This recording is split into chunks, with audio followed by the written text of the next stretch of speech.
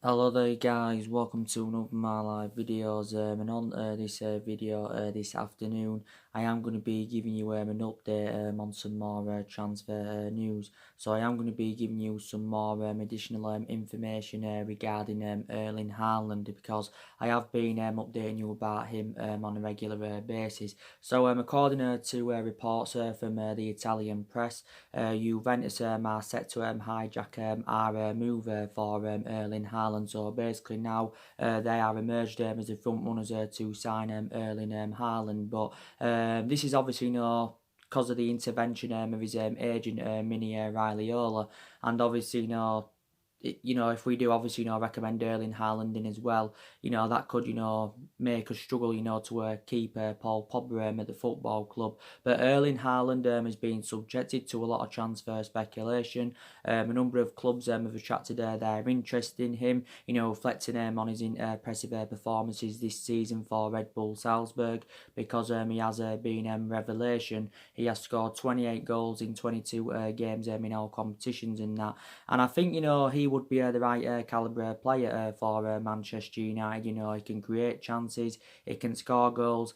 Maybe he wouldn't, exceed expectations in the Premier League, if he did come. So maybe if he came to Manchester United, he wouldn't be able to replicate, what he's done so far this season with Red Bull Salzburg. Because obviously if he came to the Premier League, it's a new era for him. He's playing amongst different players. But, we have identified him as our number one priority target. Also Borussia Dortmund and RP Leipzig, of course, have attracted their interest in the player. Don't forget the other week he had negotiations with Borussia Dortmund's representatives and RP Leipzig's representatives. And don't forget, it fueled more speculation a couple of weeks ago when Solskjaer and Ed Woodward had flew to Austria to meet up with Erling Haaland, regarding a January move to Manchester United. And then they allegedly said that Erling Haaland had told Solskjaer, that he wanted to join Manchester United. Don't forget, it said not too long ago that he actually, boarded a plane from Norway to Manchester, did Erling Haaland. So too did his dad, Alf Haaland. But reportedly, Solskjaer had denied this. He said he wasn't taking the route to Manchester and that. But I still think either way, whether he comes to Manchester United or not, I think it's very, very imminent, that he's going to be leaving Red Bull Salzburg next year. But if, the other week, we was emerged as the front runners to sign him, and, it was looking very imminent. He was going to be our first signing in January, our fourth signing overall under the Ole Gunnar Solskjaer era. But I think also the beneficial thing about recommending him in is that, he's played under Ole Gunnar Solskjaer's guidance during his period with Mould, and Solskjaer is keen on a reunion with the player and that. It did say the other week as well, we may have to pay Mini Raiola, his agent, around £12 million to recommend him in. I think this might be me estimating, or I think it did actually say, we will have to pay in the region of around £76 million to recommend him in. So that is a substantial amount. But then reportedly, we will have to loan him back to Red Bull Salzburg for the remainder of the season. This is matching what it said. So if recent reports are to be believed, it's looking very imminent. He's going to be going to Juventus over Manchester United. But I've got to say, I think he'd be a good adequate replacement for Lukaku and that, because I think since the departures of Lukaku and Sanchez, we've looked very exposed in that attacking line. And I would be excited about the prospect of Erling Haaland playing alongside the likes of Rashford, Daniel James and Anthony Martial. He complement them, really, really well with the player. But like I said, he is my number one priority target for next year. But a number of clubs have obviously now scouted the player. But yeah, and he's also number 9 in that. So, we've got a lot of players on our agenda who we could go in for next year. I think, from my own perception, we need at least 5 to 6 more signings if we are to be back to being a competitive elite level football club. And if we are up there, to be challenging for major honours. And, the imperative thing is next year, we've got to address all the deficiencies in the squad. The two priority areas is that midfield. We've got to reinvest in that midfield. and we also do need to get a couple of strikers in. I think we possibly need a right winger. There's possibly, other areas in the squad as well that do need to be addressed. But definitely, our recruitment has got to improve, because our recruitment has been very poor for several years. And obviously in that aspect, the vast majority of the blame does stem from the board. But our board anyway are determined to back Solskjaer in the next couple of windows, because I feel as though that they know that they didn't back him enough during the course in the summer and that. Reportedly, we've got 4 players on our agenda. 4 January transfer targets that the board have identified. And obviously, one of them is Erling Halland and that.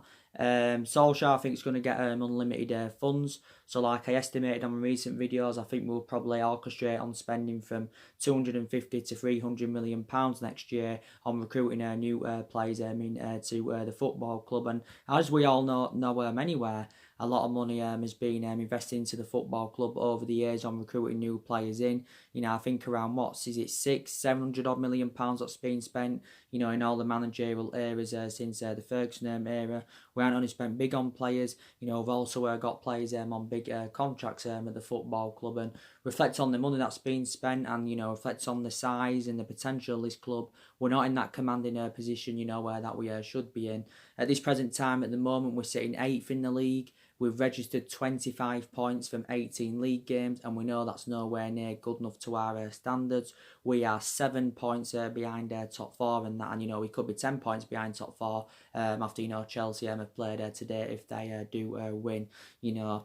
And I'm very, very sceptical now anyway that we are going to get that top 4. I don't see it happening. I think it's actually more imminent that we'll get Champions League by winning the Europa League, because I think there's a chance, we could win the Europa League. But there's 2 routes, obviously, that we could get a Champions League football. But I did say at the start of this season that our expectations this season will be to finish in that top 4 and that. And I did say, didn't I, at the start of this season anyway, I expect us to have a better season this season than what we saw last season. Other players on our agenda, as you all know, there has been a lot of speculation, hasn't there, regarding Jack Grealish from Aston Villa. I can't estimate how much he will cost us in that. I think Tottenham have also been long admirers of him. He can play as an attacking mid. He can also play as a right winger, can Jack Grealish. He's obviously spent the majority of his career with Aston Villa. He has been there for several years. He did, I think, have a loan spell with Notts County. But Jack Grealish he joined Villa at the age of 6, so he's been a Villa player since the age of 6. Was in their youth academy for 11 years and made his debut in 2014. So he's been their senior squad now for several years, and obviously emulated himself up. Jack Grealish, of course, he's proven in the Premier League. I think in the Premier League for Aston Villa, he has made around 50 appearances. I think he's played 16 games this season, so he has been a regular starter in that. He's still under contract with Aston Villa until 2023. So could he be possibly coming to the football club next year? And he's only at the age of 24. So again, very, very young. Solskjaer still wants to continue recruiting young players into the football club, like he did do during the summer. As it stands at this present time, we've got a lot of young players in the squad anyway.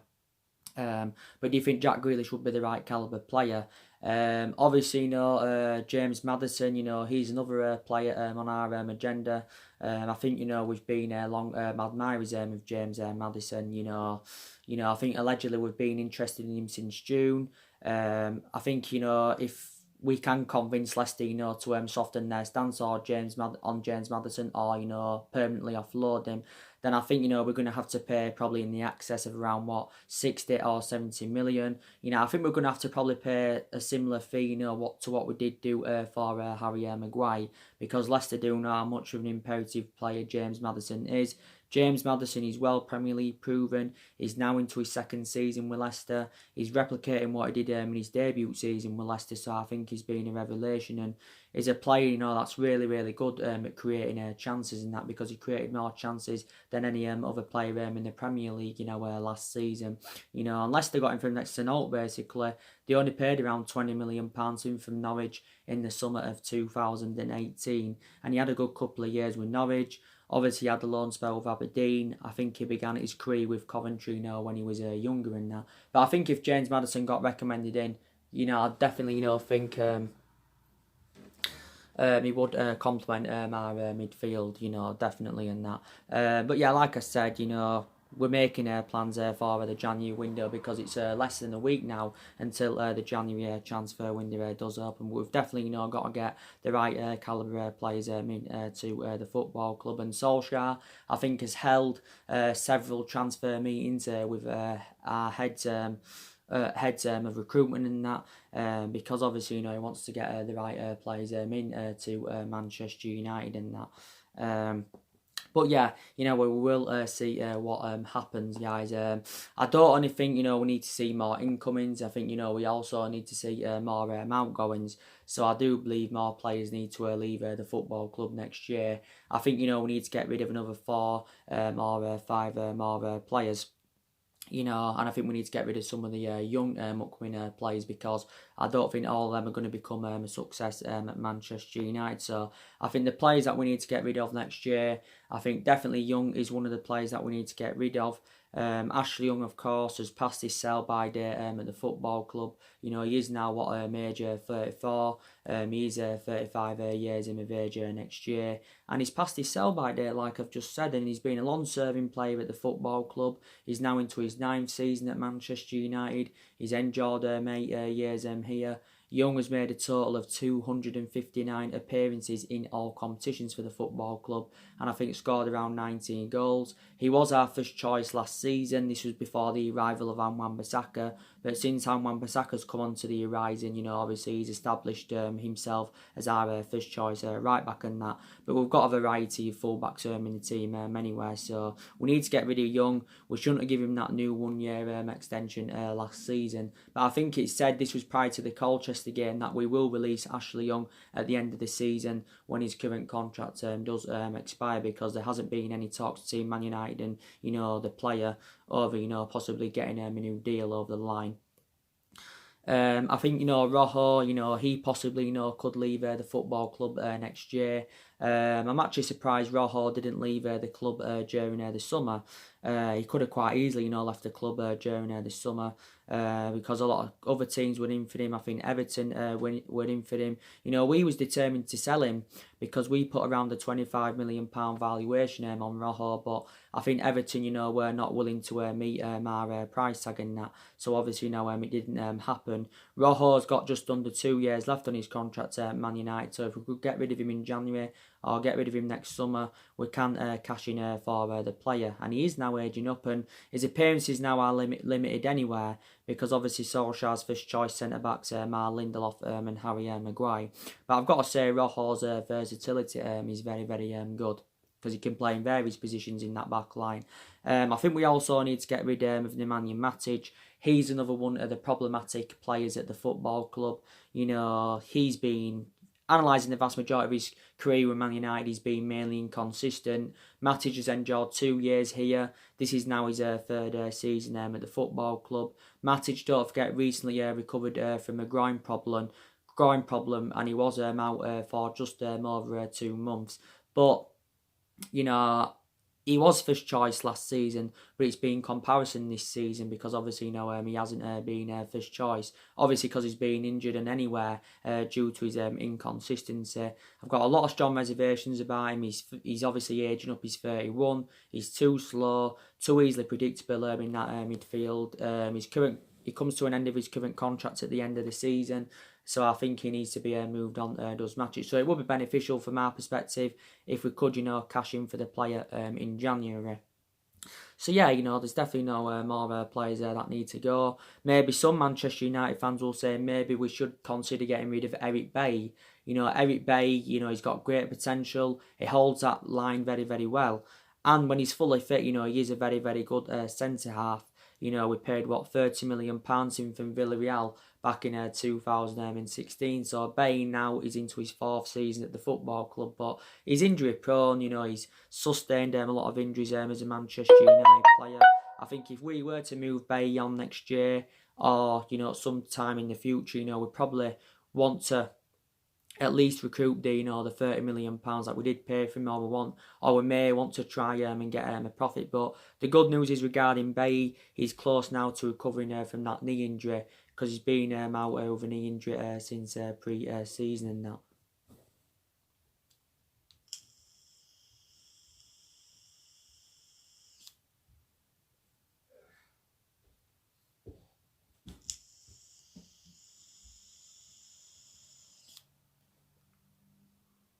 He's been out of an injury since pre-season, so yeah, definitely more players need to leave the football club, and I think we need to see a variety of changes at the football club anywhere. Like I've said on my recent videos, I think we need a change of management.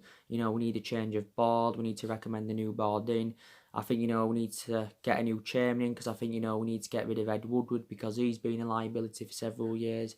I think we need to get rid of our current coaching staff. So yeah, we need to see a variety of changes at the football club and that. But we have been mainly inconsistent this season, mainly inconsistent in that, and some Solskjaer's accountable for some of that and that, some of that, because like I said, I've got element of concerns about him. He's tactically naive. Some of his substitutions have been questionable in some games this season. We have showed a lot of tactical flexibility. He doesn't really have a style of play, doesn't have a plan B. So they're my element of concerns I have got about him, but he's not accountable for it all. Like I said, everyone has to take responsibility. I think Luke Shaw and the vast majority of our other players are still willing to keep faith in him. I think the board, keeping faith in Ed Woodward, of course, is determined to stand by him. But obviously, their perceptions are totally comparison to mine and a lot of Manchester United fans, because the vast majority of our fans are demanding him out of the football club, because, he was a good player for us, like I've mentioned, good player, served 11 years at Man United and that.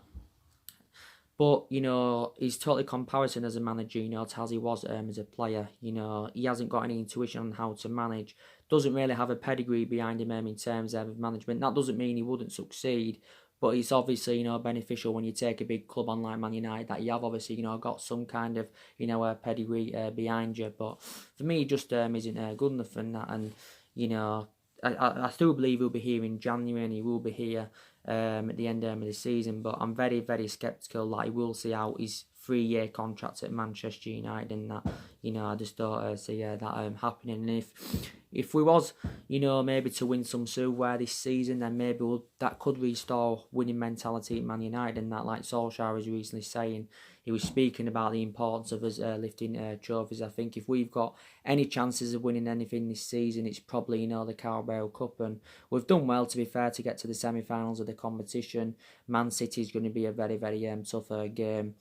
Obviously, we could win the Europa League, like I said, because we're in knockout stages of that. We won Group L. But yeah, we will see what happens. But, Solskjaer for me isn't the right manager, to elevate Manchester United forward. But I don't think it would resolve the issues if we got rid of him at this present time, and that maybe, maybe he does deserve at least a couple more windows to see who else he can recommend into the football club, because analysing the vast majority of this team, it isn't his anywhere. There's only 3 players that are his at the moment that I recommended into the football club during the summer, but I think the 3 signings we recommended in have probably not been our best players so far this season. We spent nearly £150 million on Daniel James and Wan-Bissaka and on Harry Maguire, and they've all settled in, very, very well. But yeah, I did bring, 3 good signings into the football club. But Solskjaer has been here now in total for a year. He's now obviously now into his 2nd year as Manchester United manager. He's Solskjaer, like I said, he's got many expectations to exceed. Obviously, he's been permanent manager for nearly 10 months now as Solskjaer, and obviously, analysing the vast majority of that 10-month period, it has all, gone wrong, and that totally comparison to when he was the interim manager, because I thought Solskjaer did really, really well when he first came in, because when he was the interim boss, he exceeded expectations, the results were good, the performances were good, and he got the best out of these group of players.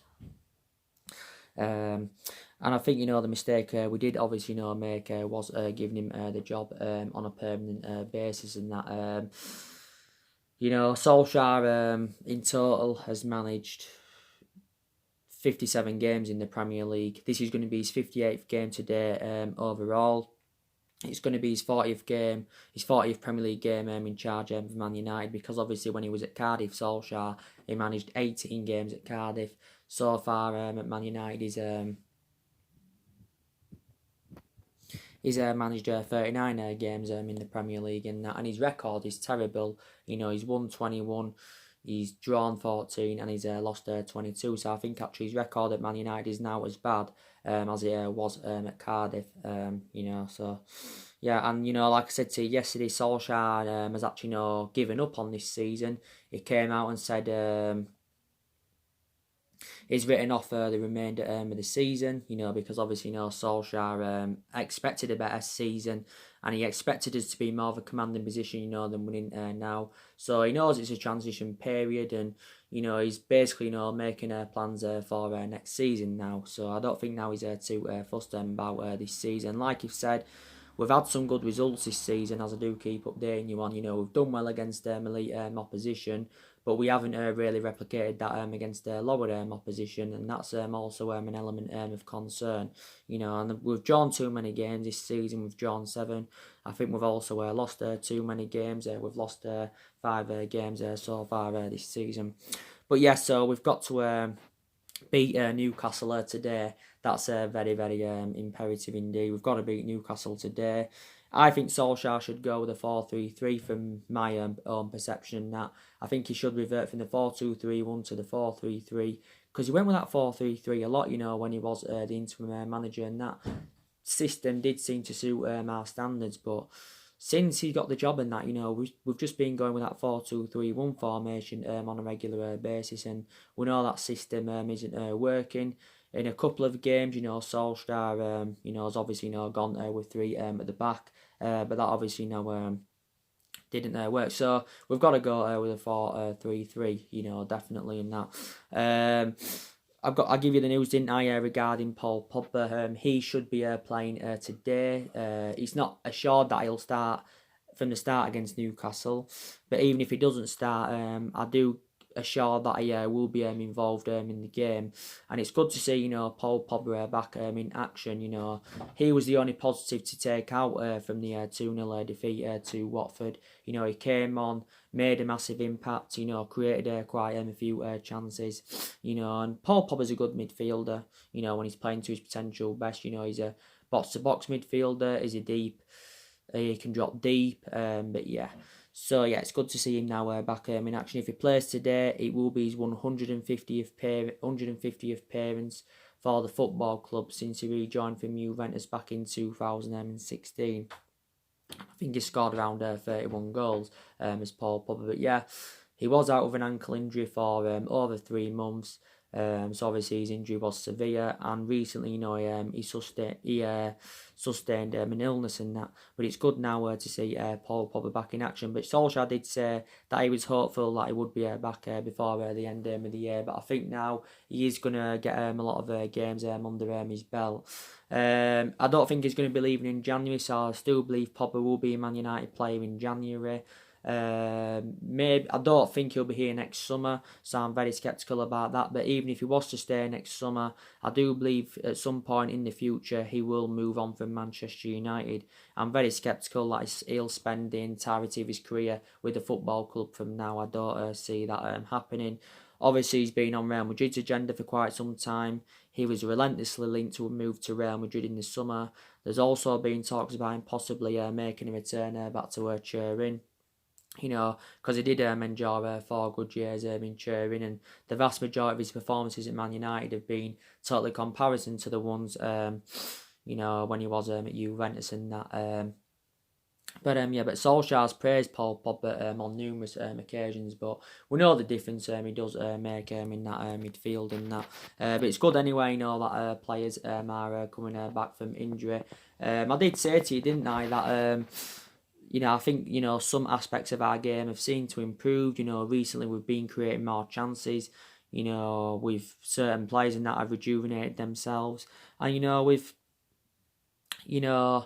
And yeah, that's really good. But there's still a lot of aspects of our game that I need to improve. But I've got to say, Rashford's in scintillating form. He's doing well. He's on 14 goals this season for the football club. He wasn't too good against Watford, but I think prior to that he's done well. Martial, you can say he adds more inspiration in that attacking third of the pitch. I think McTominay and Fred have done very well in our midfield. I think they've blended in very well together. Still don't know if they are the long-term solutions for Man United. You know, I think Maguire's done well. I think Lindelof and him have blended in very well together in our back line. Lindelof recently has been a bit below par, but I think, you know, he will come good again. Lindelof is now into his third season as a Manchester United player. Lingard's done well recently, so a lot of players have stepped up to the plate. You're getting some Manchester United fans saying that David De Gea should be dropped today, reflecting on his bad mistake he made against Watford. I think De Gea at the moment is totally comparison to the likes of Alisson and Edison. I think, you know, they've actually, you know, overtaken him. So at this present time, they're better. But overall, they're not better because David De Gea is still regarded as one of the best goalkeepers in the world. David De Gea has been here 8 years. He's now into his 9th season at Manchester United. He's been here since the Alex Ferguson era. And he was making quite a few mistakes towards the back end of last season. And you're getting a lot of Man United fans now saying that Sergio Romero should be given the chance. Sergio Romero, of course, is our second choice goalkeeper, but he mainly plays like in the Europa League or, you know, the Carabao Cup. But he does keep a lot of clean sheets. But I can't see us dropping De Gea. You know, De Gea's obviously, you know, made 381 appearances for Man United in all competitions and scored kept 131 clean sheets. So he's nearly now on 400 appearances for the football club in all competitions. Is David De Gea, you know. But, you know, I think, you know, he's had a good... I admire his career. I think he's had a good 7.5 years out of the 8 years he has been here. De Gea is the highest paid at the club. He's the highest paid goalkeeper in the world because he's on 375 grand a week. But I can't see David De Gea being dropped.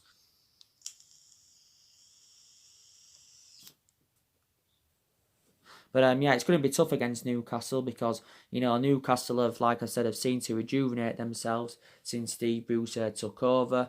You know, this is his first season as Newcastle manager.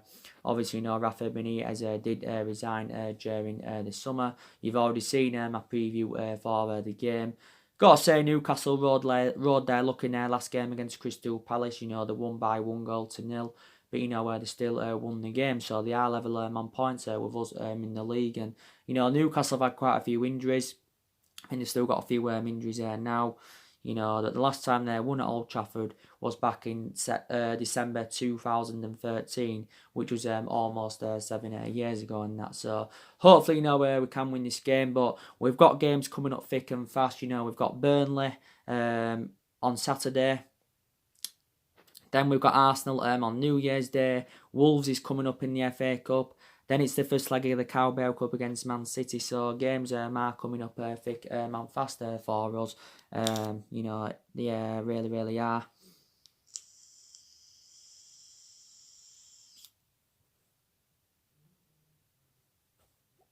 But yeah, so the main part of this video was to give you an update on some more transfer news regarding Erling Halland and that. Juventus is set to hijack our move now, according to reports from the Italian press, after actually know his agent Mini Raiola's intervened. So yeah. So anyway, guys, I will be on for my match reaction for the Man United Newcastle game. It probably, you know, will be today. If it isn't after the game tonight, then I will be on tomorrow morning to give you my match reaction for the game, like we always do on this channel. But if, like I said again, if it isn't tonight, it will be tomorrow, my match reaction. Then the preview should be coming up for the Burnley Man United game and that. Also, I'm going to do a preview for the Arsenal-Chelsea game at the Emirates. I think that's this Sunday, 2 o'clock kickoff, so join me on that.